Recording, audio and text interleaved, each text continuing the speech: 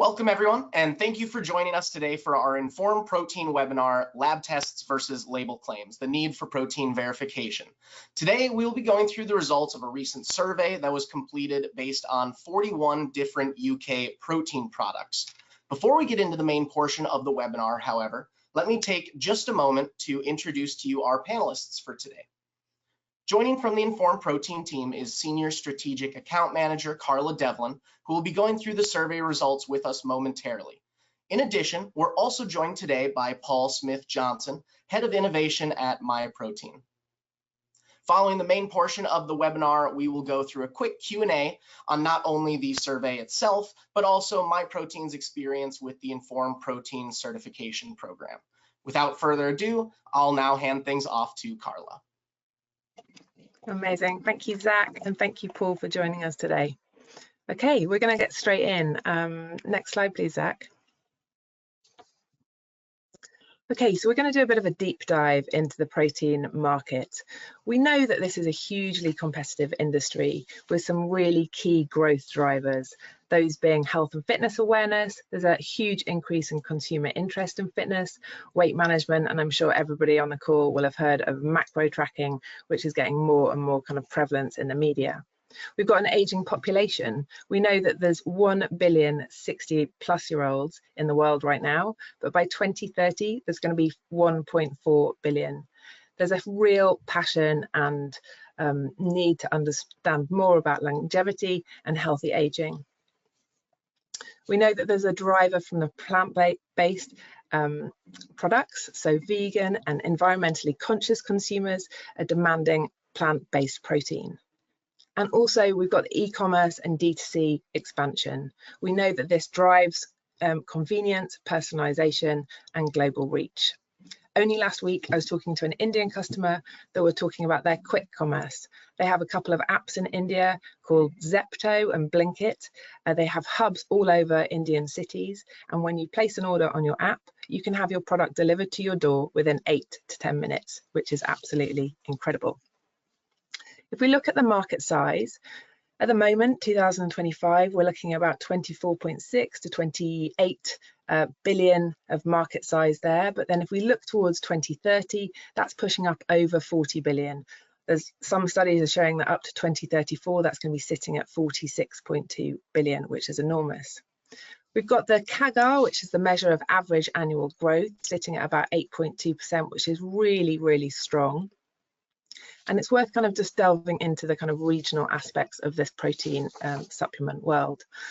So we're aware that in North America, there's about 40 to 42% of market share, with that CAGR sitting at about 7 to 8%. Asia Pacific is one of the fastest growing regions, and this is propelled by rising wages and fitness trends, and that's sitting at about 8.8 to 9.3. Europe seeing really stable growth with kind of 7 to 7.5. And then we've got the emerging markets. We've got Latin America and the Middle East who are seeing really good moderate growth. Next slide, please, Zach. Now, with an attractive market, it brings challenges. So we know that as a consumer, you'll have seen things in the media about concerns within the supplement industry. So in 2023, there was a big piece done by the BBC on SARMs. They're selective androgen receptor modulators, similar to androgenic steroids, but with less androgenic effects, excuse me. And these were shown to be sold in UK shops, which is really worrying, seeing as they're not fit for human consumption. We've had recent studies show that 70% of top protein supplements sold in India were mislabeled. And we've had class actions taken against quite high profile brands where consumers are saying that their label claims are just not on point. Next slide, please. So the Indian study I mentioned that was performed in April this year, that was 36 popular protein sports supplements that are sold in India, and 70% showed that they had inaccurate protein information, with some brands offering only half of what was claimed. 14% of those contained harmful toxins, and 8% showed traces of pesticide residue. There was a study done on supplements within the US, and that showed that 11% of nearly 60 supplements contained accurate key ingredients, but there was a wide range of mislabeling that was seen within that study. And so from a consumer perspective, the consumers really want to know what's in their product. Are they getting what they're paying for? Are there any harmful substances within those supplements? So trust is key. Next slide. Thanks, Zach. So we're going to have a little view at the UK market survey that we did. So we purchased 41 products. They were acquired via online retail outlets and traditional bricks and mortar, and this covered 21 brands in total. Now the survey encompassed 82% of protein powders and 18% were ready to drink beverages. And you can see on the right hand side the mix of the protein kind of distribution. So we had whey products that had egg in, pea and rice, soy and rice. The products were tested using a dedicated elemental combustion analyzer, measuring both the carbon and the total nitrogen. And we also evaluated the possibility of protein spiking products by looking at key adulterants that we know can be problematic and have been utilised in the past to drive up the nitrogen level, which makes it appear that there's more protein in the product than there actually is. Next slide, please, Zach. So here are our results, and it's worth highlighting that nearly 75% of the products that we tested were greater than or equal to the product label, which is fantastic. So we're not here to slam the market, we're just here to showcase what we tested. And I think that's really positive that there are 73% showing label claim or above. However, 27% of the products were found to contain levels below label claim. And I think something that's worth diving into out of those 27% is that 19.5%, so that was 8 products, were between 95 and 100%. So there or thereabouts, that 100% that we're looking for. 2.4% were between 90 and 95%, so that was one of the products. And then 2 products were below 90%. Now, if you see that bottom dot right at the bottom, unfortunately, that only showcased 54% of the protein claimed on the packaging.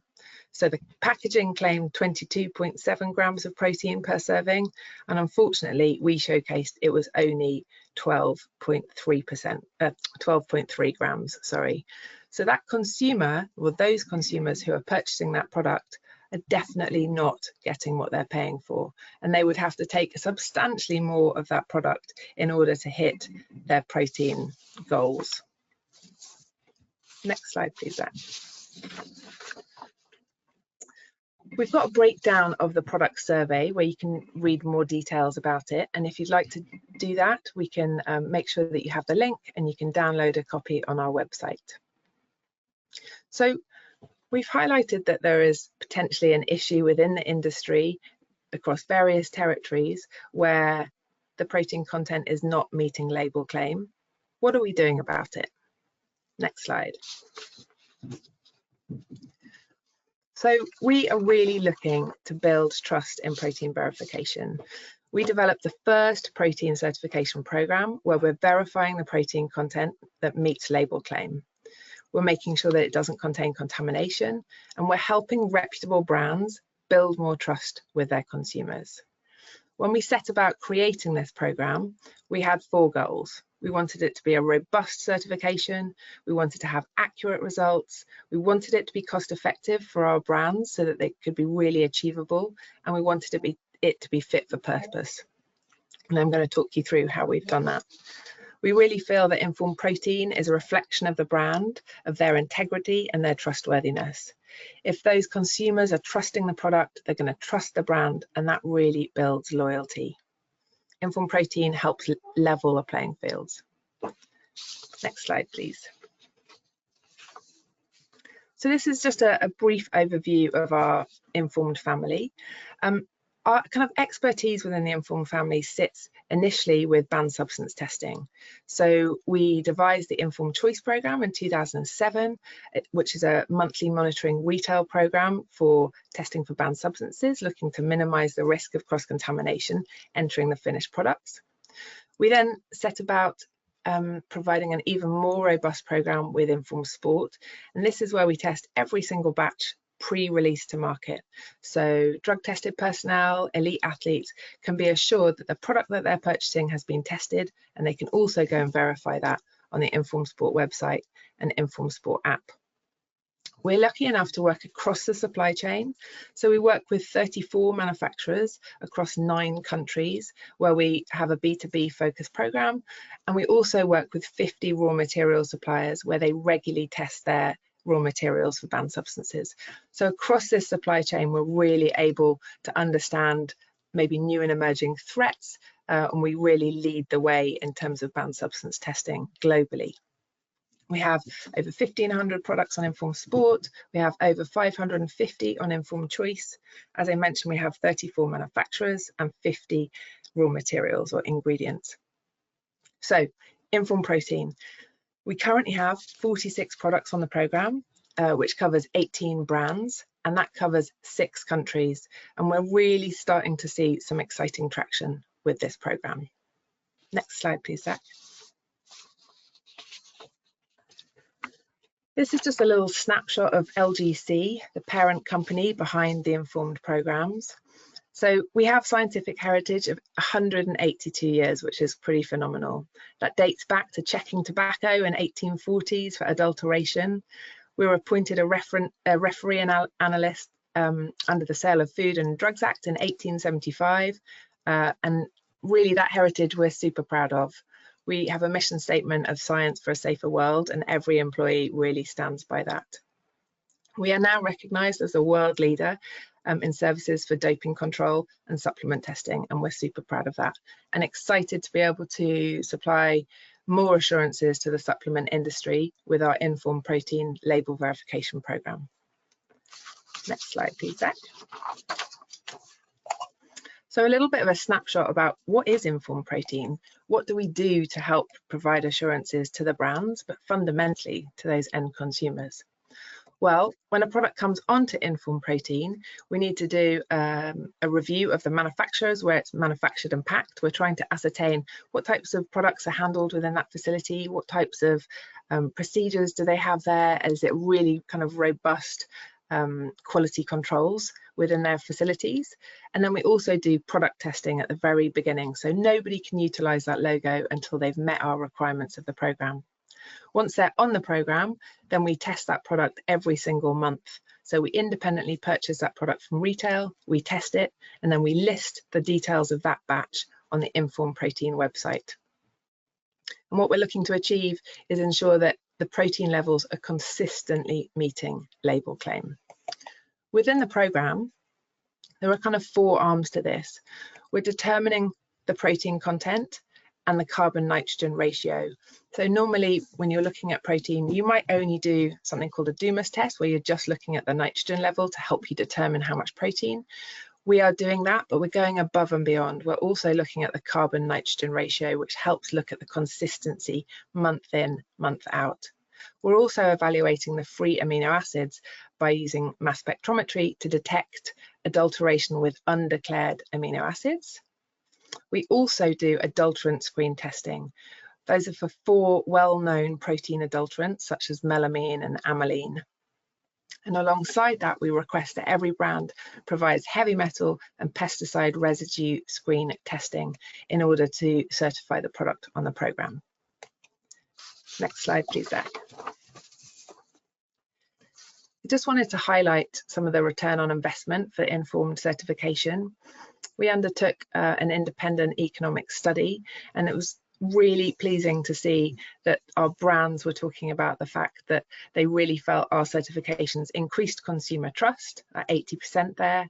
At 68% of certified brands agreed that the certification enabled them to differentiate themselves from the competitors in a highly congested marketplace. That 59% of certified brands agreed that the certification improved access to additional or wider target markets, and that 85% of certified brands agreed that certification improved their brand reputation. You know, our kind of slogan on our certification is "We test, you trust." Our programs provide trust and integrity for the brand, but also the consumers, and it was really nice to see that coming through the economic study. Next slide, please, Zach. And this was a consumer survey that we delved into, and questions were asked about how likely are you to purchase supplements from a brand that provides transparency information on its label and website. And it was really encouraging to see that 67% of respondents said that it would increase the likelihood of them purchasing the products. Consumers reported they were willing to pay 2 to 10% more for those products if they could really see that transparency. And 40% of respondents said that the quality seal on a label could increase their likelihood to purchase that product. And 29% of respondents said that the credible label claims with reference to back them up would increase their likelihood to purchase the product. So the top 3 signals of a brand's transparency in the US and the UK is that the brand has a quality seal on the label, that the ingredient supply information is provided on the label, so all boiling down to transparency and clarity, and that the label claims are believable and have references to back them up. And with that, we're going to bring in Paul from THG and Myprotein and just do a little bit of a deep dive into understanding their motivations for coming on to Inform Protein and just understanding a little bit more about their business. Hey Paul, thank you for joining. Hi Carla. Would you mind starting off just providing a bit of an insight into your background working with THG and Myprotein, your role and what that entails? You can't hear me okay, can you? Yep, yes. hear you Okay, perfectly. Yes, Carla, thanks very much for having me on. That was actually really interesting, and I didn't realize that LGC was as old as it was, and even as you were talking through there, I was taking notes to take back internally. But yeah, so I guess to give a bit of a background on myself, as mentioned before, I'm head of product innovation here at Myprotein. I guess to take you back even further, and it might kind of tell a bit of a story as to how I first came across Informed. Grew up in Northern Ireland and moved to the UK 12 years ago, where I came over to study a degree and a master's degree in sports nutrition. And I guess I've been in the industry for about 8 years, at Myprotein for 6, and head off for 2. But I guess it was at university that I first came across Informed, and once upon a time I had ambitions of working with elite athletes and elite teams, and it was drilled into me from a very early stage in my career over how important it was to use independent bodies to verify that the supplements that I was giving to athletes at the time could be trusted, and it wasn't going to cause any harm. But despite not being in that field anymore, it still is extremely relevant, and I just see it from the other side now. I'm on the development side, and that's why ever since joining THG, it's been at the forefront of my career here, and it's possibly hopefully it's what's blossomed into where our relationship is today. Yeah, definitely. I think you would definitely classify as a champion of the programs, and kind of going on that journey with us. So once we've developed Inform Protein, you know, it's really key for us to showcase what we've spent a couple of years creating and listening to the industry needs, and then saying, okay, this is what we've devised, working in partnership with the stakeholders. You know, is this something you'd be interested in? And you kind of coming on the journey with us. And I think that probably stems back to the long relationship we've had with THG and Myprotein. So thinking about THG and Myprotein, could you just share a bit of an insight into your business, into the markets that you serve, into an overview of the product range? I can try, but as some of the people on the call will know, it's quite a beast, and it's very big. And I guess to anyone that doesn't know, we're a globally present brand, and we're omni-channel in the sense that we service our customers through bricks and mortar, but primarily through D2C and e-commerce. And yeah, we're available in pretty much all major markets bar South America, really. We have a really broad range of products, but we really try to talk to customers across the entire spectrum. You know, we have products and prices that will appeal to newly motivated customers who are, you know, just getting into sports and exercise for the first time, and we're trying to get them on the right path of their journey. We have products that cater towards the other extreme end, you know, the dedicated, the people who train, and it's a massive part of their life, and they're looking for every edge possible to get the most out of their experience. And even within that, we talk to the middle group, the weekend warriors, so to speak, or the people that are training Monday to Friday to just feel good and look after their health. And we offer products that cover proteins, energy, vitamins and minerals, snacks, you name it. There's not very much that we don't do. And innovation is at the forefront of our business model, and that's what actually probably makes it quite fun to work as product development within this business, is because we get to dip our toe into a bit of everything. And I guess what you mentioned there, we've been a long serving customer. It's going back 16 years. You know, I think we started in 2009, and at that point we probably only had a few informed sports products within the elite range that it used to be.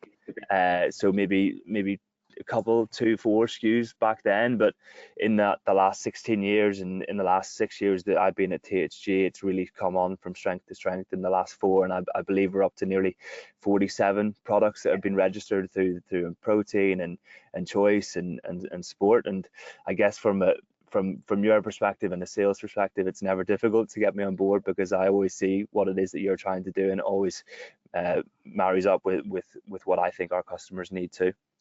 Yeah, and I think there's a lot of synergy there in terms of kind of the journey we've been on. So if I think about the program starting 2007, you know, you brought products onto the program just at its infancy with Informed Sport in 2009.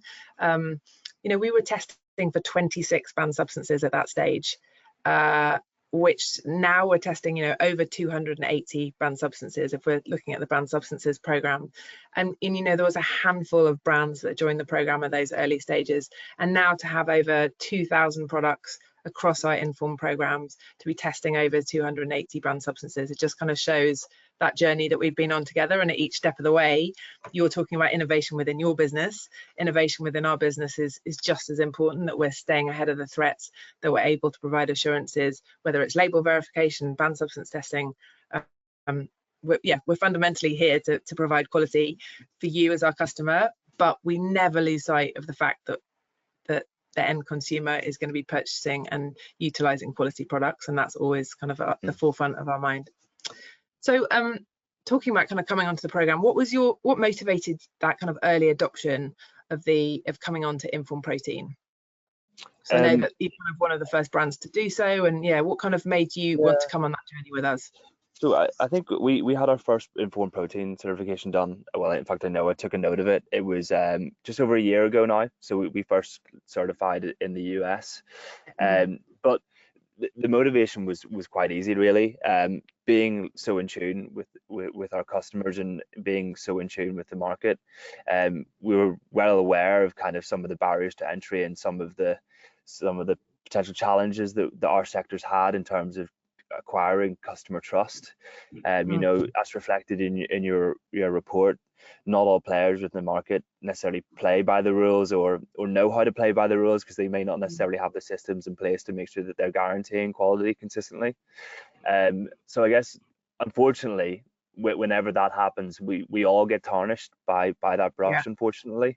And therefore it's so important that we're, you know, going the extra measure to try and convince customers that we are a brand that's trustworthy. And it's so easy for a brand to just say that you can trust us, but there's no better proof of principle than getting an unbiased third party to come in and say, you know, we've checked what it is that they're saying, and you can rely on them. So the kind of the customer trust for us is massive, and we rely on you having customer trust as well, so that we can collaborate and build that story. You know, we had the choice, and we've got Informed Sport certification, but I personally believe that the Informed Protein is potentially your most mass market certification, because protein levels are at the forefront of absolutely everybody's mind when they're buying these products. And I guess, as I said, I took some notes as you were talking through there, and you mentioned about the return on investment. That's key, really. Like it's all about building trust, but also trying to make sure that it's worthwhile too. Yeah. So having that kind of insight is incredibly valuable. And fortunately, I didn't need to put that in front of the finance team when I was getting approval to do this, because they agreed with me too. But having that extra bit of information is really insightful as well. Good stuff. And so in terms of when you're making a decision, when you're bringing products onto the program, what teams at your end are involved in that decision making process to invest in the certification? Well, quite a few people, but it kind of starts with me, I guess, in terms of us being head of product innovation. It's my responsibility to identify these opportunities and work with the relationships that I have. So it's quite simple, really. I see an opportunity and I see whether it can add value to our business and to our customer. I then take it back internally and make sure that the product marketing teams are aligned, making sure that our technical teams are aligned, that we can facilitate it, and making sure our compliance teams are comfortable with what I'm committing to. And then last but not least, the finance teams, of course, and making sure that it makes commercial sense too. And fortunately, it's always been quite an easy process internally for me, because so many people believe in what it is that you do. So generally it's a quick conversation, and 99% of people agree that we should plow ahead. Good stuff. Could you talk us a little bit through how you found as our customer the process of certifying the products? Yeah. Were there any hurdles? Fortunately, it is quite a straightforward process, really. And having been a customer for so long, it didn't change too much to any of the other certifications that we have, and I'll go into detail on that. But even for new customers that you have, there's only a few clear steps that need to happen. So to go through systematically, we go on to your software, your PIF program, we upload what it is that we're trying to do, provide you with as much information as we have as possible. That generally ticks into your inbox or your team's inbox, and that's kind of what kickstarts the conversation to enable the testing. With Myprotein specifically, it was pretty straightforward. It's done on a location by location or manufacturing by manufacturing point. So we have a few different manufacturing sites, one in Kentucky, one in the UK, and one in Poland. And in each of those instances that we need to get a heavy metals testing done. And then we need to do a separate test whereby we're doing a label test. So we do the heavy metals testing separately, but then we send you a finished product ourselves for you to send check versus the label. I believe it's a 20 working day process, but I know that you can also work with us as well and make things happen as quickly as possible when cases allow. And all things being well and good, and we didn't have any problems in our instance, it meant that we could then get the certificate through, and then start to activate it on site and on pack, and then from there it becomes actually very hands-free. Fortunately, you mentioned yourself that it's monthly blind testing, so we rely on LGC to take ownership of that, and we let you guys run with it, and that makes it so much easier when you're trying to convince people internally that we don't actually need to make many process changes. We just need to enable it from the offset. That onus sits on us. Once that product's on the program, the onus is on us to ensure that we're independently purchasing it every month. Fantastic. Well, that's good to hear. Thank you for the feedback. And in terms of the benefits of the program, do you feel like you're able to maximize those at the moment? Do you feel like you can get behind the marketing, the logo? Is that filtering through your marketing team? Is that resonating with your consumers? Well, as I mentioned, we've had it in the US for a little bit longer than we have had in the UK and European markets. So we've had it for a year or so in the US, and it's quite interesting that the US has adopted it so quickly. I was keeping tabs on who was registering, and I noticed a massive influx in the US space. So I guess I can give you two answers. From a US perspective, it's helped us in a really congested market to kind of stand apart, and many people on the call will appreciate how difficult it is to create a point of difference in the US. So having that point of difference has made conversations with retailers be much easier. You know, we're going into vitamin shops, we're going into GNCs, and we're trying to pitch them our product, and the buyer's question is always what makes you different, and this is just one of those additional steps that we can communicate about our brand that lets people buy into it. So that's kind of helped with sell-ins and retail listings and separating ourselves in a congested market. The UK was a little bit further behind. We've just got our hero products, IWP and IWI, or Impact Whey Protein or Impact Whey Isolate, for anyone that doesn't know, certified, and we've just started to activate that now. We started to reach out to our influencers, our sports teams that need to know. We've updated our product quality landing pages, and we're already planning on how we activate this further and get the message out. Amazing. Well, just really good to get an insight. I know we talk regularly about lots of products and about innovation and about, you know, things on the horizon, but to be able to kind of use your platform and to get a bit of an insight into your business and your role and the importance of Informed Protein, we appreciate your time. We may have some questions. I think, Zach, I'm hoping